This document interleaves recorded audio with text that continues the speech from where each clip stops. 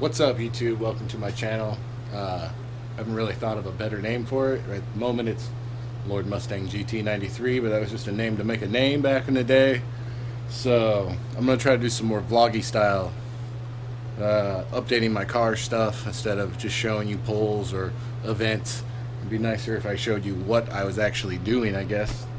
And at the same time, maybe help someone learn a thing or two, whatever, that's fine too. But this is one of my projects. This is my 1992 Eagle Talon, all-wheel drive, 6-bolt.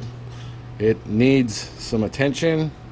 It's been all about go and no show. I mean, there's some show, but I started taking some of it apart here, and I wanted to show it kind of together, I thought, first, before I started just ripping it all apart.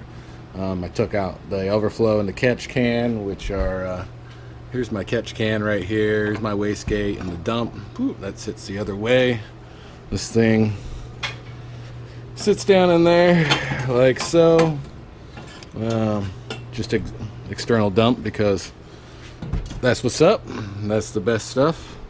It has a on 3 T70. I believe those are 68, 65 turbos or whatever, just a China turbo. Works great, about 30 pounds of boost. This thing makes about 700 crank horse. Usually it's on a 50-50 mix of pump meth, because, you know, it's pretty much can run all the power without having to break the bank on race gas 24/7. E85 is a thing, but not really out here in Washington where I live. It is, you got to buy it by the drum, which is, I mean, you can buy it all day by the drum, but I kind of don't want to have to keep going buy a 55-gallon drum every time, and all the benefits and all the downsides to it are not worth it in my case right now. I'd rather just buy 110 or 116 or 119, whatever I can get. But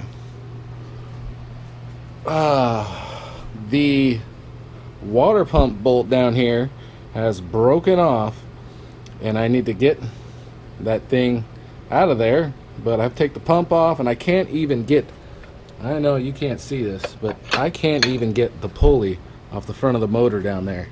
I can get it loose, I can get the bolts out, barely, the little 4 little bolts that hold it in down there, but I cannot get that thing out with hitting the frame rail down there. Also, the rear motor mount broke off one day because one bolt came out at an event, and the last bolt that was in there snapped off from all the twisting, so that back motor mount bolt has a bolt broken off in there. The trans rear bolt that goes in, this thing only has 4 bolts to hold the trans to the motor. The back one keeps pulling out. That's bad, because the thing tries to just, like it tries to split under a pull, and sometimes it'll split apart so much that the axle that goes to this side over here, the driver's side, will roll the seal, just roll it enough, it starts to just drip out, like drip, drip, drip, drip, drip. It'll make a puddle. I'll drain all my fluid in like 10 minutes out of the tranny. I've had to emergency drive home once because that has happened. It does have a Shep Stage 3 transmission in it with a welded center diff. I've broke 2 stock trannies before this, so I got to use Shep trans. The motor, I guess what you want to know, the bee's knees there. Maybe everyone should know, I call this car, this is a slut, I guess. And it's made with all stock parts. Not stock part, but it's made with all used parts. The motor's put together with used rods, used pistons, used rings out of my buddy's motor. I got a, this is what are they, H-beam rods. They're Eagle rods, Wiseco pistons. Motor set up real loose. It's got brand new bearings. I put new bearings in it. It's got a 4G64 crank in it, which makes it a 2.3, but it's what, 20 over or 40 over, I can't remember which one, but technically it's a 2.4 liter. And That with the big turbo, and it's got BC 284, 280 cams in it, so this thing runs good up top. But it's only got single springs in it, so I can only do 7,500 RPM. But man, she wants to pull hard up top. That leads me to another problem, which is the fuel system is at its limit. It has a I should take it back here. Alright, I got some light back here at the back of the car. What I have here, got everything out here. I'm putting a battery box back here, as you can see. Just got I had my old stereo back here and whatnot, but battery box just kind of set in place, just kind of somewhere there. What we have here is the fuel pump door, trap door here, whatever, get to the fuel pump.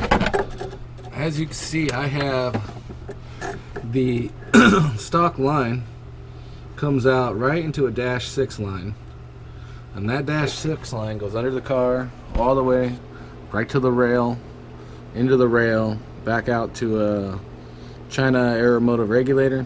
I think it might be actually be a real aeromotive. Comes back to it, but I have an in-tank 450 in there, and it is just, it's being pushed to its limit. Here's my meth tank, my snow performance tank, with my, maybe a snow performance pump. I really don't know. So everything is used. Like I said, this is a used kit I got for 150 bucks, and I just added on a few parts because your jetting and whatnot and nozzles and everything is all custom set up anyway. You can't really do anything about it. I don't have like a controller or nothing that does everything for me. It's just on off. I had boost level. I have a very small garage, FYI. I rent, and I have a one car, kinda extra deep, so that's what I use. Anyway, what I have here is I have a dual fuel pump hanger from you see it there, it says RTM Racing, but this is a pretty nice piece. Most of the time people want like 400 bucks for those dual and triple fuel pump holders and whatnot, but this is just, this will just hold my 2 fuel pumps. I have to put this down. This directly fits. It's got the O-ring, goes around it. Obviously sits in there. It's got a 6AN right out, because the stock stuff, if you know, right here has like a 5/16 out to my 6AN, and that could be a bottleneck there, even though one pump technically has a 5/16 line down here, so it really didn't matter between here and there. You just had to put a 6AN on it right away to get the fuel I needed for this car. And I have what we have here, just a box of stuff here, box of mods. I got 2 relays, because these things can draw like 28 amps or something at the most. So I got 2 30 amp relays here. I have another 450 pump. Put that bit on there like that, and I'll put the other one on the other side like that, and just use some sort of clamp to just wedge them together or whatever. Another part I got in this box is a whatever you'd like to call this, Evo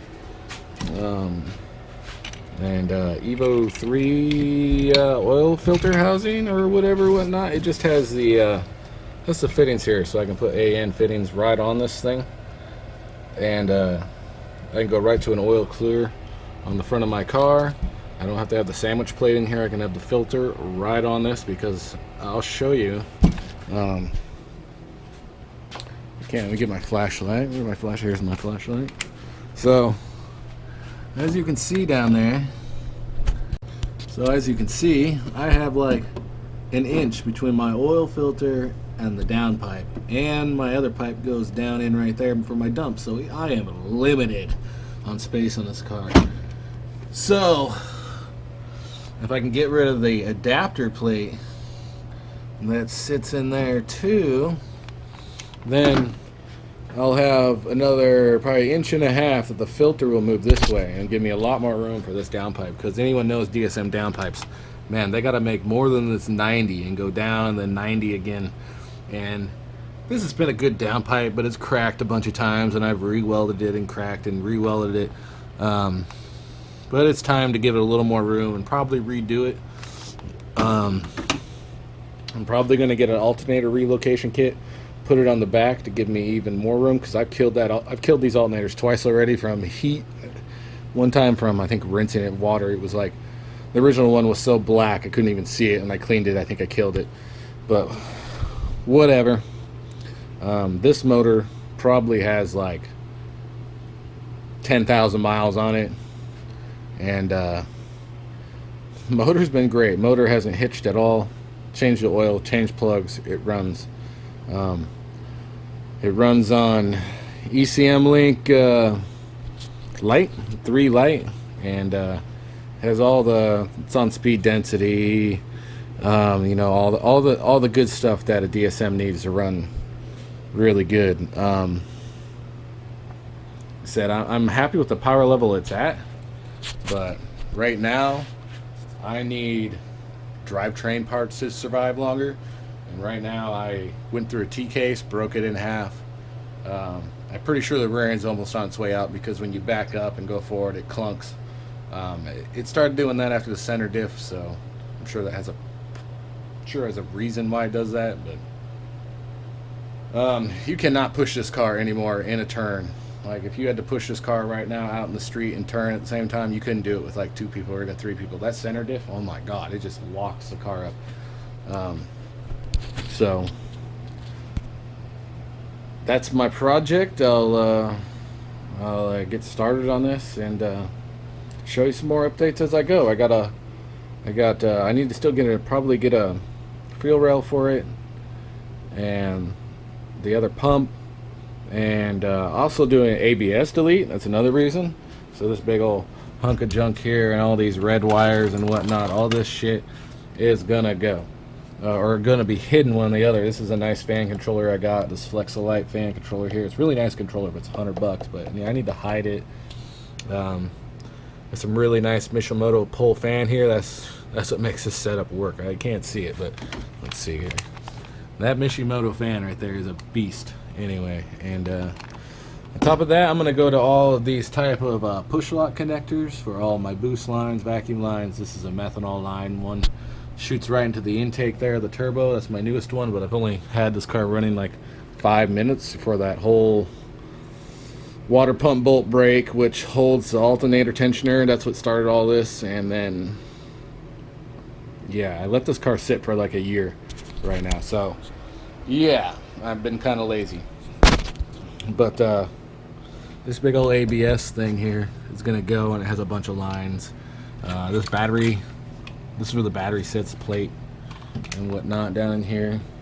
And we're going to get rid of that. Get rid of the ABS block. I'm going to start tucking wires and just going to start hiding wires wherever they have to be hidden. And then start installing new parts like this and like this. And this thing is dirty as hell. Put another battery box in the back. Gonna helicoil that hole in the back of the transmission, hopefully, and that will solve that. I've had to helicoil one on a transmission before, and it held up fine. A different bolt, but it held up. It was a motor mount hole, so I mean it still held up, didn't pull out. So I'm gonna helicoil that back hole, and hopefully, because this thing is harder than hell to shift. Like, it will not power shift, and has never power shifted since as long as I have had this car. So anyway, update on my 92 Eagle Talon. What else? I don't know what else to say. I guess it has a kind of like a stage 1 ported head. It has a twin disc, shit, I can't remember the brand, but it's got a twin disc clutch in it too. Yeah, this thing's a beast. This thing is a beast. And at the same time, I get to sit here and look at this. This is the motor for my Mustang, and maybe I'll show you it later on in that project. That project comes next. Here is a billet Reed Racing adapter housing for a Ford. There's a 4LED shoved down there in front of all my parts. It's a bell housing for my T56 that I used to have in it. There's the 4L80 right there. Headers and shit, and tubes, and car parts for days, man. Car parts for days. So hope you like my videos, subscribe. Try to think of a new name. If you guys have some names, why don't you put them in the comments below. My next video, I'll try to get some time lapse and I don't know, just some noob stuff, you know, try to get some shots. But this thing's a dirty pig, and I need to get the hood off it. All kinds of stuff. Anyway, I'll leave it at that. Deuces.